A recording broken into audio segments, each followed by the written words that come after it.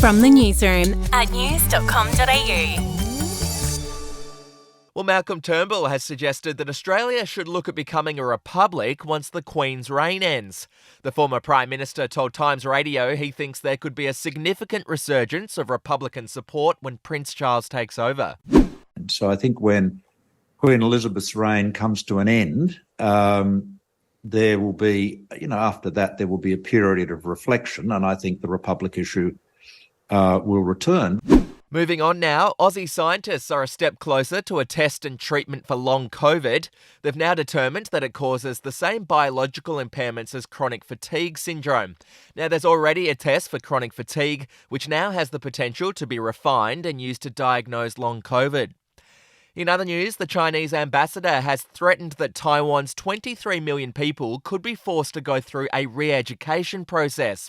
He says that once Taiwan is reunified with the rest of China, its residents will need to be educated to give them a correct understanding of their motherland. The ambassador told the National Press Club yesterday that China is prepared to use force to take back Taiwan, which it views as part of its territory. We're waiting for a peaceful unification. But we can never rule out our option to use other means. So when necessary, when compelled, we are ready to use all necessary means.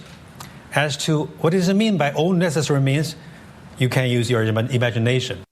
To sport now, tennis fans are lining up to see Serena Williams play in the US Open later this month. When the star announced earlier this week that the tournament would be her last ever before retiring, ticket sales increased 500%.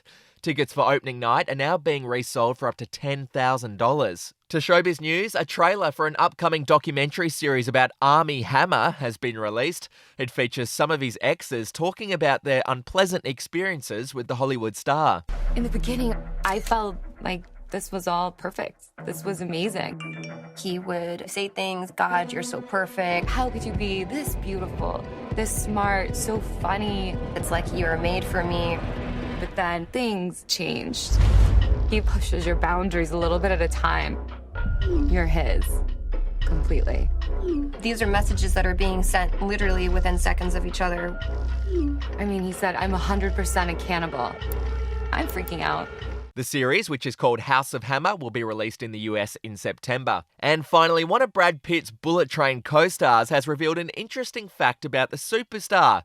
Aaron Taylor-Johnson said that Pitt keeps a list of all the actors he's worked with and either puts them on the good list or the bad list. If they're on the bad list, Pitt refuses to work with them ever again. There you go. Your update from news.com.au.